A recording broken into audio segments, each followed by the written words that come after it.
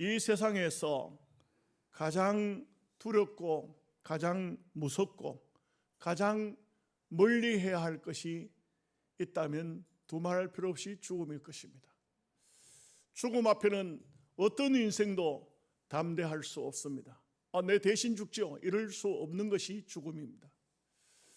제가 참 시골 교회에 있을 때 있었던 일인데, 교회 권사님이 한 청년이 지금 곧 죽음을 눈앞에 두고 있으니까 목사님 가서 기도를 한번 해주시면 좋겠습니다. 그래서 권사님들 몇 분 하고 병원을 찾아갔어요. 이 분은 얼굴이 헬쑥하고 그야말로 배가 그냥 여자들 임신한 여자처럼 배가 불러왔어요. 제가 그저 어떻게 해야 할까 생각하다가 아주 평범한 성경 구절이지만 요한복음을 가지고 하나님이 세상을 이처럼 사랑하사 독생자를 주셨으니 이는 저를 믿는 자마다 멸망치 않고 영생을 얻습니다. 저는 제 개인적으로 딱 보는 순간 이 청년은 끝이 났구나, 이제 더는 소망이 없구나, 그런 생각으로 예수님을 믿고 천당이나 갔으면 좋겠다, 이런 생각을 가지고 그분에게 복음을 전했습니다. 그 복음을 전하고 그냥 돌아오려고 하니까 좀 그래서 고향이 어디십니까? 김천입니다. 김천 어디신데요? 김천이 어디 시골이라는 것입니다. 예수님을 믿으셔야 영원한 소망이 있습니다. 그러니까 그 분이 하는 말이, 목사님 참 죄송합니다. 제가 주일학교도 다니고 중고등학교 다닐 때 예수님을 교회를 열심히 다녔었습니다. 고등학교를 졸업하고 시골에서 농사를 짓다가 대구로 올라와서 공장을 갔는데 공장에서 아가씨 한 사람을 사귀어서 동거를 했다는 것입니다. 그런데 이 아가씨는 또 어떤 사람이냐, 특출할 정도로 불교에 몸을 담은, 그냥 시간만 나면 절에 올라가서 불공을 하는 그 처녀들 중에서 그런 사람이 독특할 정도로 그런 사람을 또 만났어요. 그런데 이 아가씨가 뭐냐면, 다른 거 다 해도 좋으니 교회는 가지 마라, 예수는 믿지 마라, 나는 부처님을 믿으니 당신이 예수를 믿으면 같이 살 수가, 동거할 수가 없다.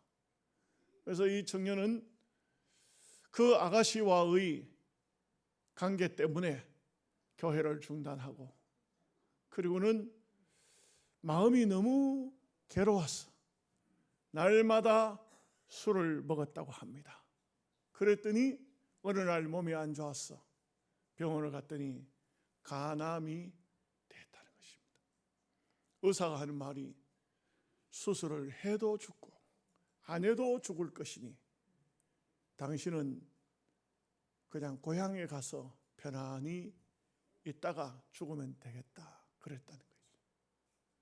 이 청년이 펑펑 울면서, 목사님, 내가 예수님을 버려서 저주를 받은 겁니다.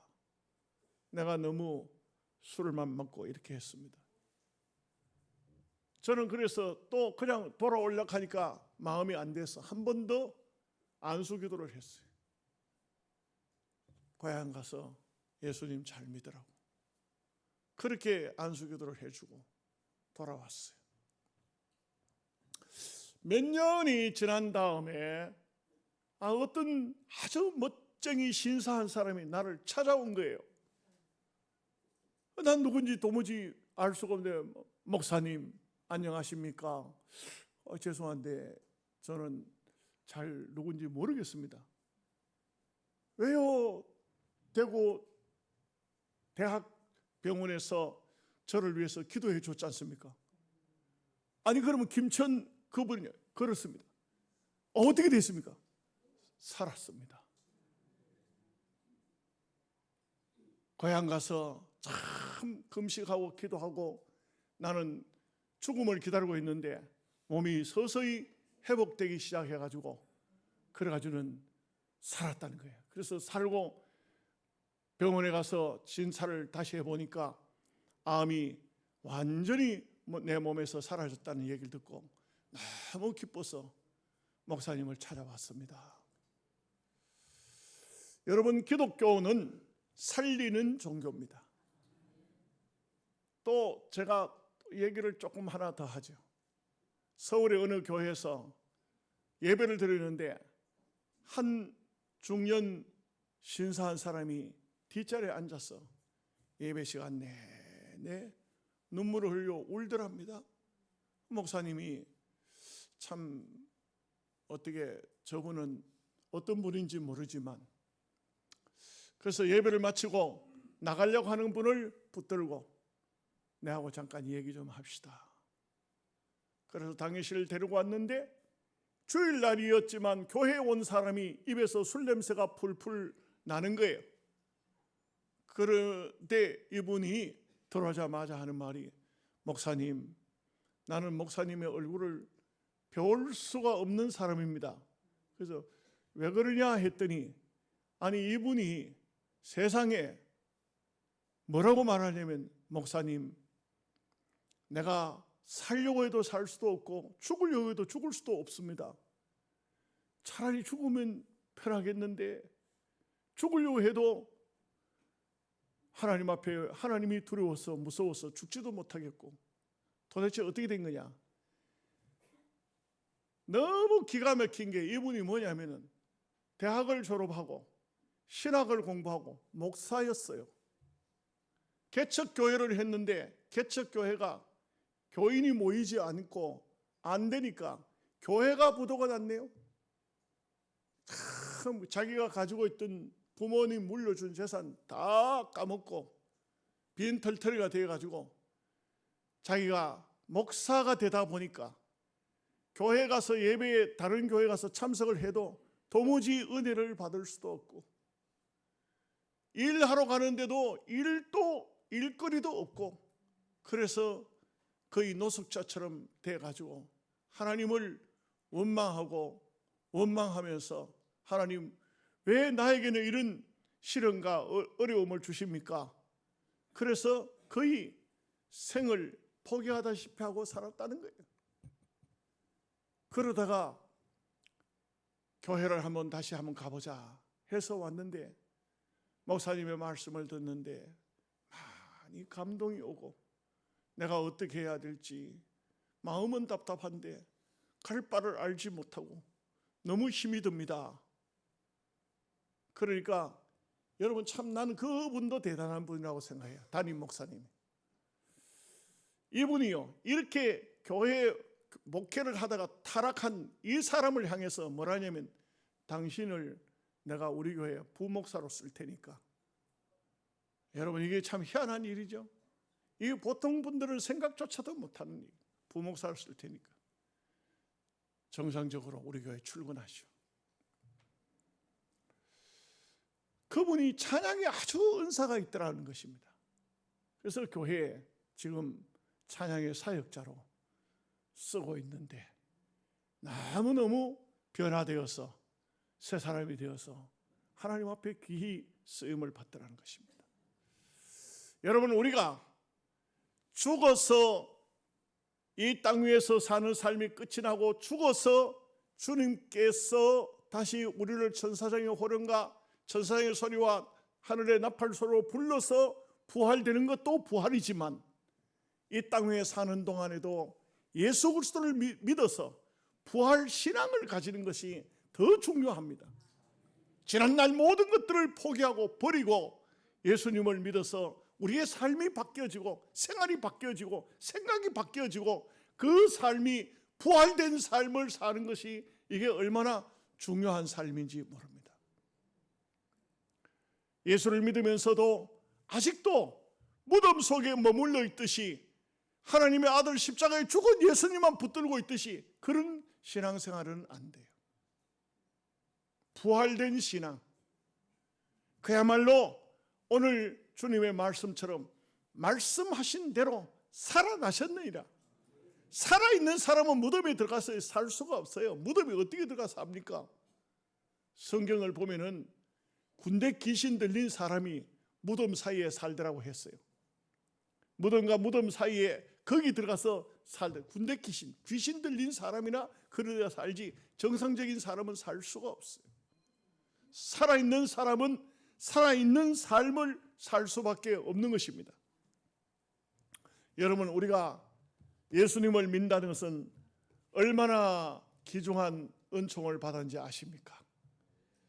참, 이 대한민국, 이 조선 땅에 복음이 들어왔다는 것이 너무나도 신기하고 참 하나님의 은혜가 아닐 수가 없어요. 이 세상에는요, 복음을 받아들이지 않는 나라들도 많아요. 복음이 들어오면요, 복음을 전하되 가만히 전해야 되고 붙들리면 죽어요.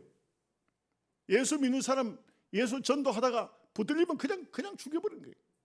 이런 나라들이 저 중동 국가라든지 공산주의 국가라든지 이런 곳에는 지금도 예수님을 못 믿게 하고, 믿으면 다른 건 다 믿어도 다른 건 다 해도 살려주지만 예수 믿으면 유독시 예수 믿으면 죽이는 거예요.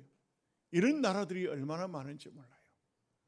이 대한민국에 복음이 들어와서 우리가 예수님을 믿고 또 우리가 우리 자녀들에게 복음을 전할 수 있고 우리가 마음껏 예수 믿으라고 말할 수 있다는 것이 대한민국이 얼마나 큰 복을 받았는가 하는 것이죠. 여러분, 그 성삼문이라는 세조 시대 때 아주 유학자, 우리를 말하면 유교, 아주 지도자급에 있는 사람이죠. 이분이 단종 복위를 꿈꾸다가 사육신과 함께 거혈형, 말하자면은 참 온 사지를 찢어서 죽이는 이런 형벌을 당한 사람 중에 하나예요. 참 그 시대에 뛰어난 그런 참 시인이고 학문가고 참 그 시대의 위대한 인물이지만, 여러분, 이 사람이 마지막 죽을 때에 쓴 시를 절명시라고 말해요. 절명시가 남아있어요. 여러분에게 소개하죠. 시 내용을 제가 한번 읽어보겠습니다. 격고 최인명 회수일 욕사 항천무일점 금야숙수가. 이게 무슨 뜻이냐? 격고 최인명, 이제 이 사람 붙들려 가지고 마지막 죽는 순간이거든요. 그야말로 둥둥둥 북을 칩니다.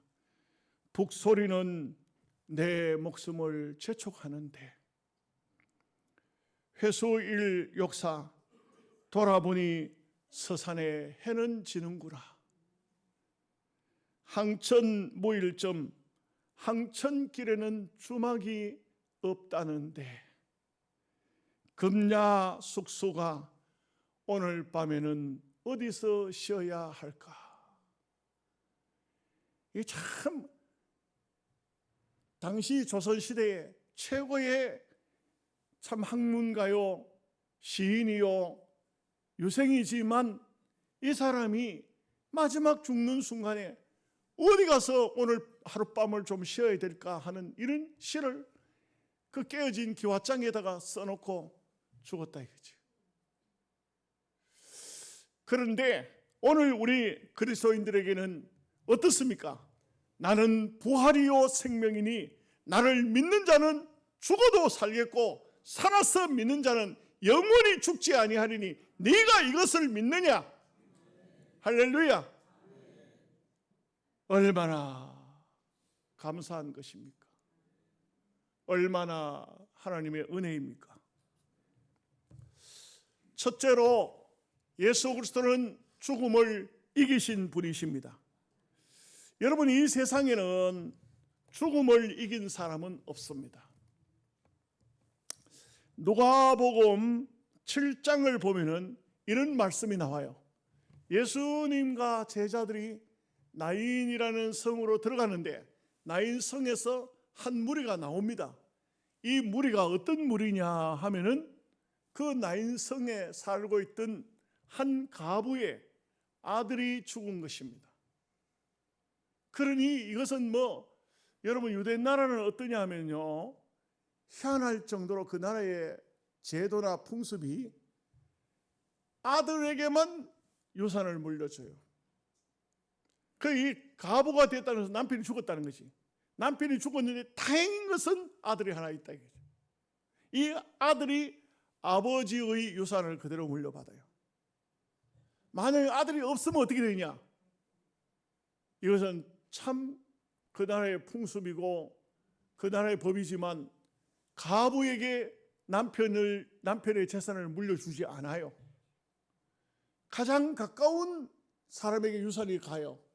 그러니까 이 가부에게 시동생이 있으면 동생한테 가버리고, 또 동생도 없으면 삼촌한테 가버리고 재산이 없어요.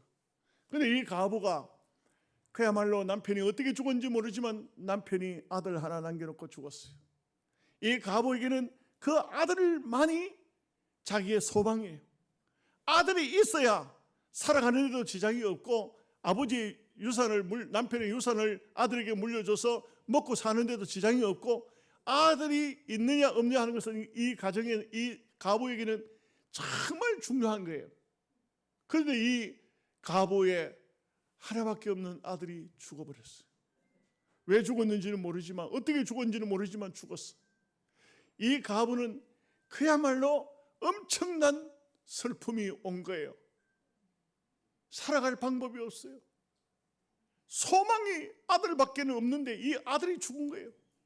그러니 나인성에서 나오는 그 무리들은 참 모두가 다 이 가부의 안타까움을 생각하면서 울고 하는 길밖에는 다른 방법이 없어요.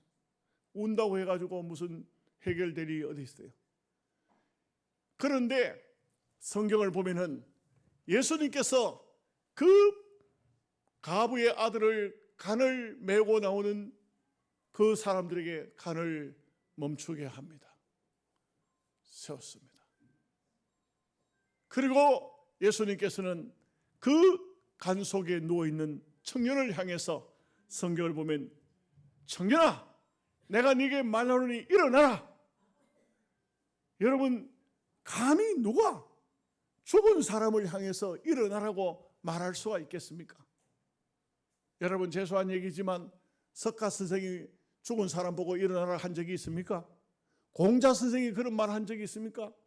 마호메 선생이 그런 일을 한 적이 있습니까? 소크라테스가 했습니까? 이 세상에 수많은 성년 군자들이 땅 위에 왔지만 그 누구도 죽은 사람을 향해서 일어나라고 말하는 사람은 아무도 없습니다.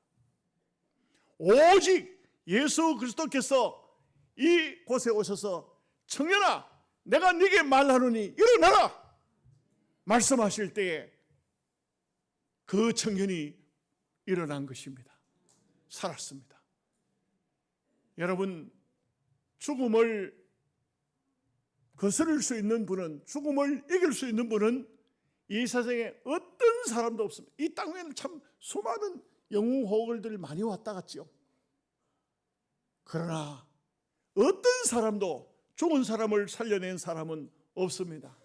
오직 예수 그리스도 한 분만이 죽은 자를 살려내신 것입니다. 이 가부의 아들뿐만 아니고 죽어서 벌써 냄새가 나는 나흘이나 된 나사로의 무덤도 열어 제키고, 나사로야, 내가 네게 말하노니 일어나라. 나사로야, 나오너라.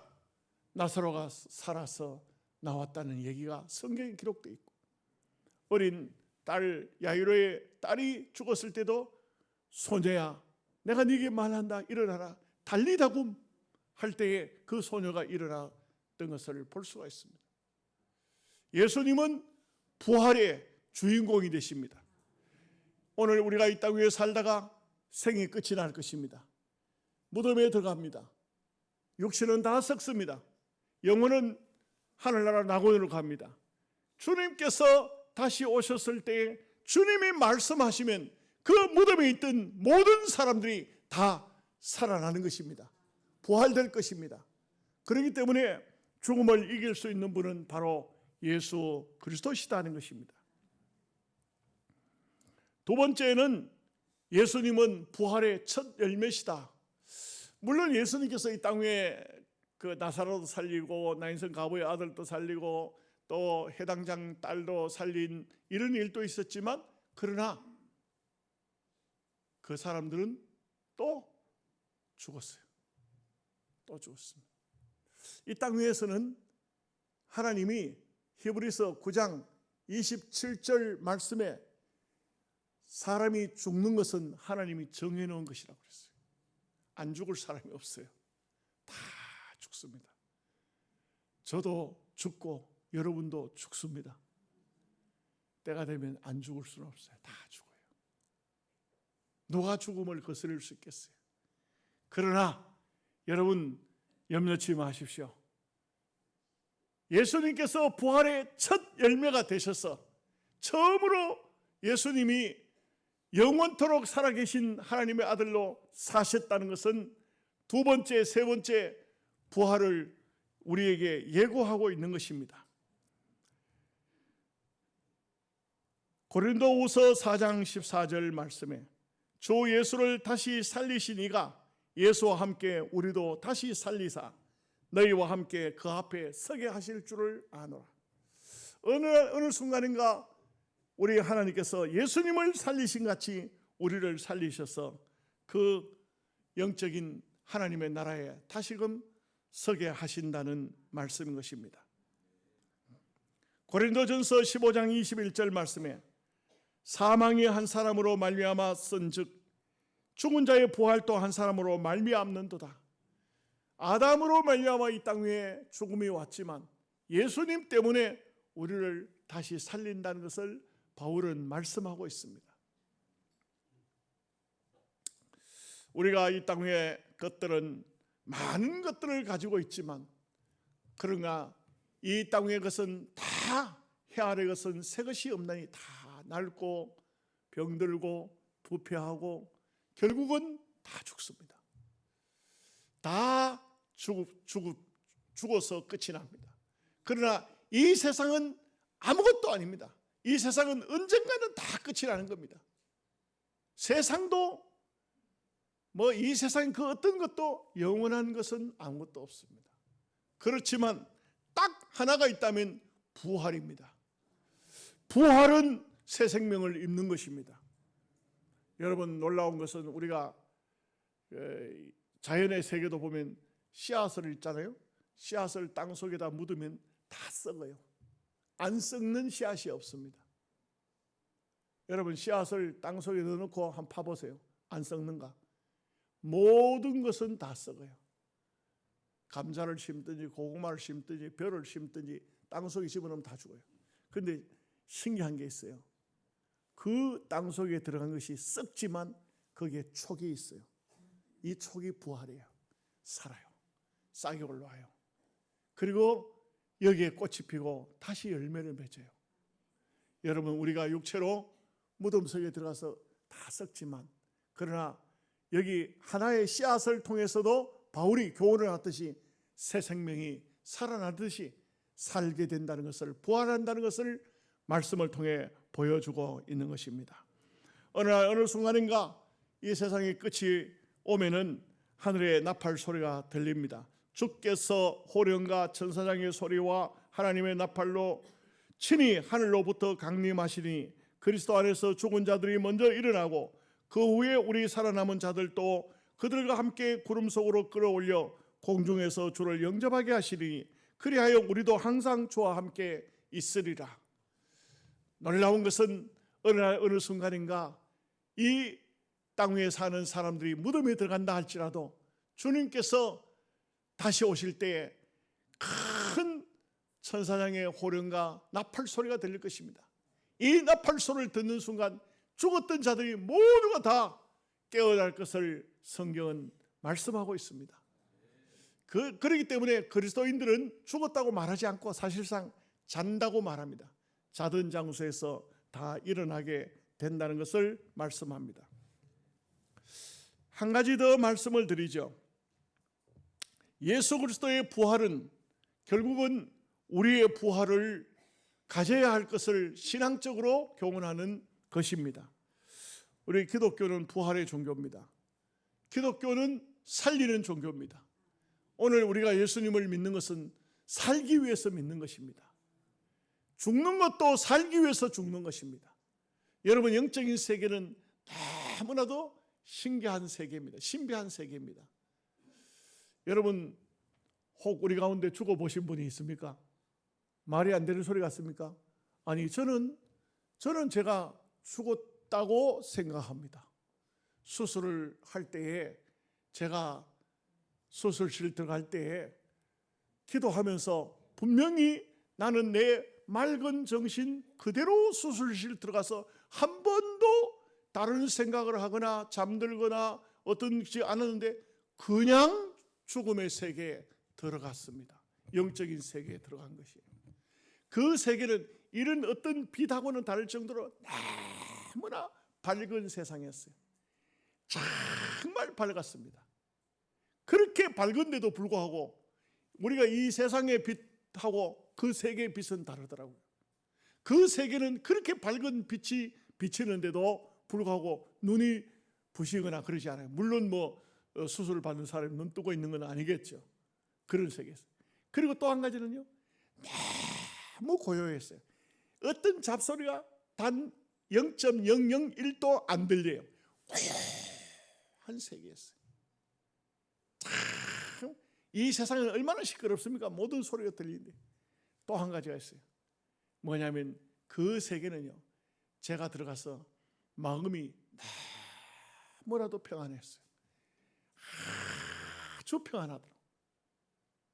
또 한 가지 더 보이는 것은 모든 세상이 꽃으로 덮여 있어요. 너무너무 아름다웠어요. 여러분, 제가요 거기서 무슨 기도를 했는지 아십니까? 제가 보고 있는 저 건너편에 밝은 빛이 나오는 것을 보면서 저기가 천국이구나. 그래서 거기서 계속해서 기도한 게, 나는 이 세상에 오고 싶지 않아요. 난 수술 받으러 가는 거 모르는 거 아니에요. 지금 내 몸을 수술하고 있다는 것도 잘 알고 있어요. 그런데도 불구하고 나는 오고 싶지 않아요. 그래서 뭐라고 했냐? 하나님, 천사를 빨리 좀 보내주세요. 천사를 빨리 좀 보내주세요. 천사만 오면, 내 힘으로는 갈 수가 없어요. 천사만 오면은 가겠더라고요. 천사만 오면 가요. 여러분, 안 죽어보셨죠? 오늘 한번 죽어보실래요? 죽어보니까 이 세상에 다시 오고 싶지 않아요. 근데 이제 시간이 돼서 수술이 끝이 나고 다음날 깨어났을 때 내가 혼자 중얼거리기를, 죄송합니다, 이런 말을 해서, 에이씨, 거기가 더 좋은데. 이게 뭐예요, 이게 지금? 여러분, 이 세상보다 그쪽이 훨씬 더 좋아요. 훨씬 더 좋아요. 비교할 수 없어요. 집에 돌아왔어도 그 말 하다가 아이들한테도 집사람한테도 뭔 소리냐고 막 했는데 내 입에서는 자꾸 그래. 아이씨, 거기가 더 좋은데. 여기 이게 뭐야 이게. 여러분, 세상보다가 그쪽 세상이 훨씬 더 좋습니다. 절대 0.001%도 거짓이 아닙니다. 저는 제가 경험한 것을 얘기하지, 없는 것을 얘기하지 않습니다. 제가 직접적으로 경험한 얘기. 영적인 세계, 주님의 나라, 그 고요한 세계, 그 아름다운 세상, 그 평화로운 곳, 주님이 오시면 그곳으로 들어갈 수 있는, 정말 그야말로 천사의 손에 받들려 들어가듯이 우리는 그 영적인 세계가 눈앞에 있습니다. 믿음의 생활 잘 하다가, 여러분, 예수 잘 믿어야 돼요. 예수 잘 믿고 천국에서 우리 함께 다 옛날 얘기하면서, 영양서북교에서 신앙생활을 하던 거 얘기하면서 그곳에서 영원토록 살아야 될 줄로 믿습니다. 기도하겠습니다.